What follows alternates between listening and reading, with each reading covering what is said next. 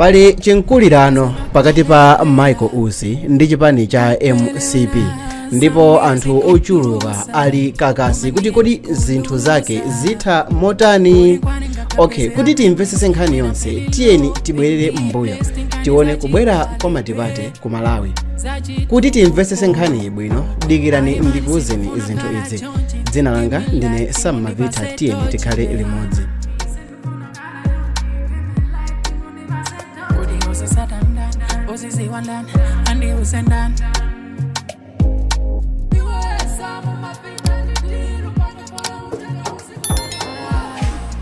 Kuchokera mu nthawi imene Bingu wa Mutharika anachoka ku chipani cha UDF pakhala pali mpungwepungwe pafupifupi nthawi ina iliyonse imene tikukonzekera ngati Amalawi kuvota. Nthawi zambiri zimakhala kuti Vice President komanso bwana wake asiya kumvana. Vice President ndi bwana wake, munthu amene amayenera azimpasa zinthu zochita, ayamba kubwezerana mawu. Is either winayi wayamba kuulula zakatangale wakwinako. Mu nthawi imene Bingu anamusankha Joyce Banda ngati running mate zinatheka, ndipo Joyce Banda anakhala Vice President wa Bingu. Mukupita kwa nthawi Joyce Banda anayamba kupezeka kuti wayamba kusalidwa ku chipani, and before you know it anapezekano kuti watuluka mu chipani kusatira pa kusamvana kwa zinthu zina zimene zinkachitika mu zipanizi. Ndipo Bingu atamwalira, Joyce Banda anakhala president wa dziko. Joyce Banda anamusankha Khumbo Kachali kukhala vice president wake, ndipo Khumbo Kachali anakhala vice president wa dziko la Malawi kwa zaka ziwiri. Kumapeto kwa zaka ziwiri zimenezi kunabuka chinkulirano kumene zinapezekano kuti Khumbo Kachali wachoka mu chipani cha PP wayambisa chipani chake, ndipo Joyce Banda anasankha Sosteni Gwengwe kukhala running mate wake. Awiriwa zinthu sizinawachitire bwino, ndipo onsewa anapezeka kuti atuluka mboma. Onsewa anachitidwa replace ndi Peter Mutharika ngati president komanso Saulos Chilima.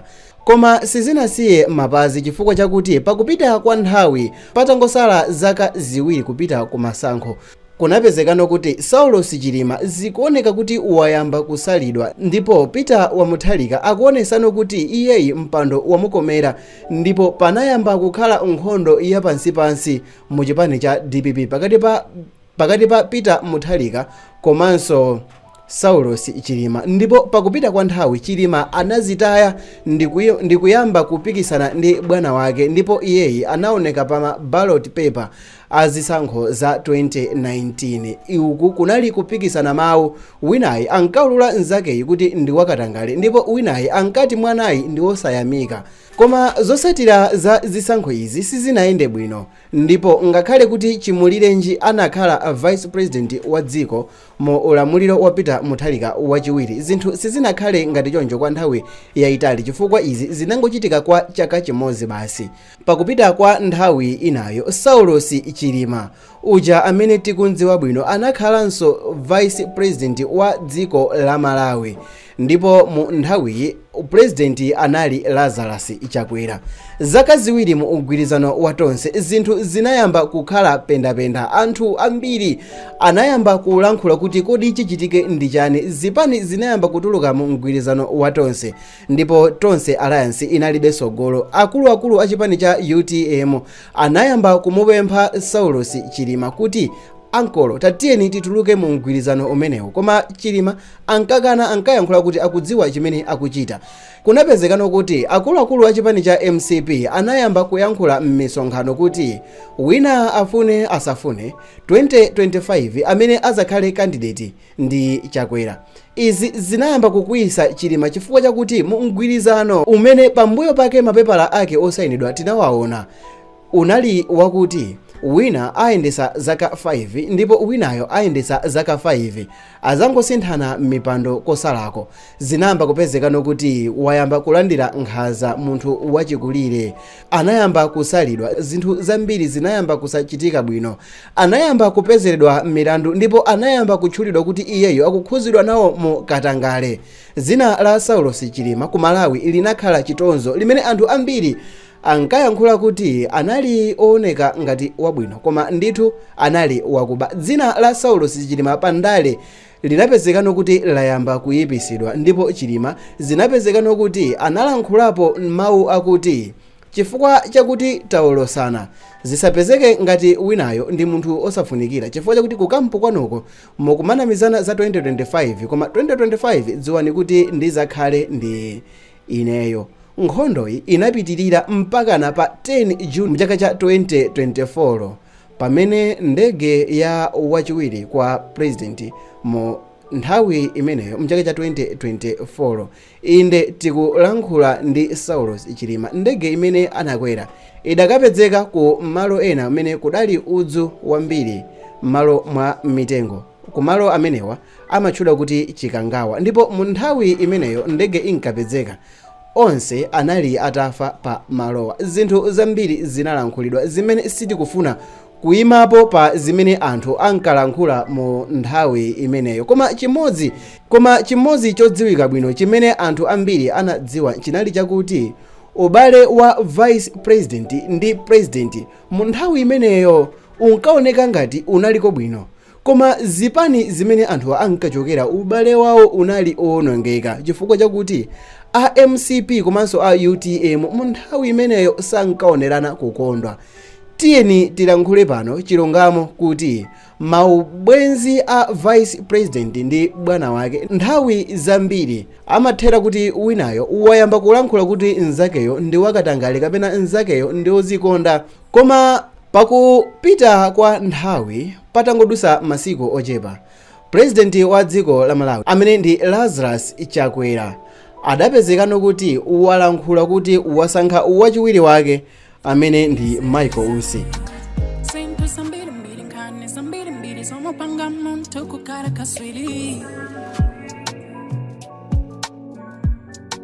Anthuwa anapezeka kuti akugwirira ntchito back to back, ngakhale kuti Michael Usi anapezeka kuti achosedwa mu chipani chimene iwowo anayambisa limodzi ndi Saulos Chilima. Anagwira ntchito ndi Lazarus Chakwera mopanda kunjenjemera, mopanda kututumuka munthu.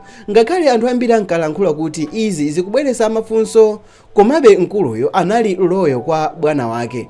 Koma sizinathe bwino chifukwa chakuti mu nthawi imene anthu ankakonzekera zisankho, anthu anadabwa kuona kuti ku nyumba ina yowumbira nsalu ku Blantyre akupanga nsalu zachipani cha odya zake alibe mlandu. Apa ndi pamene anthu anazifunsafunsa lakuti kodi mkuluyo kumutamandira Chakwerako afuna azapikisane nayenso, koma anthu anali chete. Ndipo pakupita kwa nthawi zidaululika sopano kuti mkuluyo akapikisana nawo pamene anatenga mapepala, pamene anayamba misonkhano yokhazikisa chipani chake m'madera onse atatu akuluakulu a dziko lino, ku Blantyre, ku Lilongwe komanso ku Mzuzu. Mkuluyo mfundo zake ankatamandira Chakwera kuti iyeyo akugwira ntchito bwino, ankatamandira kuti boma likuyenda bwino, mpaka na mu nthawi imene anakatenga mapepala ofuna kuti iyeyo apikisana nawo pa zisankho.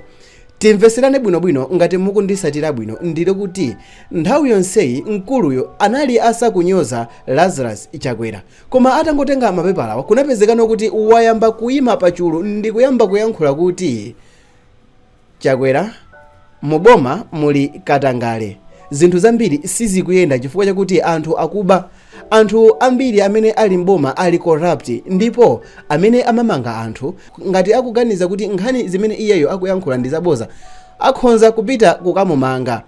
Akamapanga zopusa mboma pali zinthu ziwiri: wachosa ntchito, wamanga.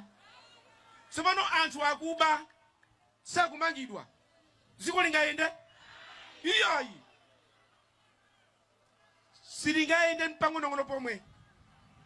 Anthu ambiri anazifunsa mafunso chikumulimbisa ndi chiyani mtima mmanganya. Kufikira msiku lapa 12 August kunali nkoke ku nyumba ya boma pakati pa vice president ndi chipani chimene wakhala akuchisimba kwa nthawi yayitali, chipani cha MCP, mpaka na mu nthawi imene samba la mchezo la vice president wa dziko la Malawi analemba pa Facebook page yake motere: galimoto ya ndipiti wa vice president lead kapena kuti pilot vehicle imene imanyamula achitetezo anga yalandidwa ndi kuperekedwa kwa munthu oti si vice president. Galimoto ndi ya boma osati ya chipani. Inetu olo atandilanda magalimoto onse kuti ndiyende pa wheelbarrow sindingaonepo vuto chifukwa ndakula ndikuyendesa chengerengere. Ine ndimadya zanga ndipo ine ndilibe mulandu. Chimene ndikudana nacho ine ndi katangale komanso umbava, anatero Michael Usi pa peji yake. Komanso zikumveka kuti ena mwa achitetezo amene ankamulondera mkuluyo ndi akuti auzidwa kuti akabweze mfuti zawo, azingomulondera basi mopanda futi. Pakali pano aya maposo awa asilikali amakani futi izi zachitetezo zimene zikuchitika. Asilikali itabwesa futi zanu zokai kunoko alande futi akalanda futi asilikali so akalanda futi afuna nditani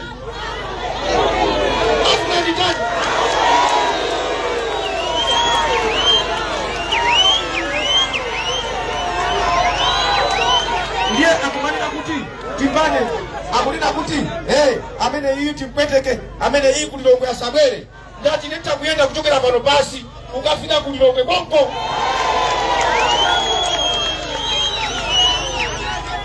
Ine ningaope kufa ndikafatizima kupweteka ukafa umova kupweteka mubai kuloti mulimawu muzachita chimwana kufikira lida chimwana inu muliso mawu kwaikika kwa munthu kufa kamozi ena muchani chiweruzo.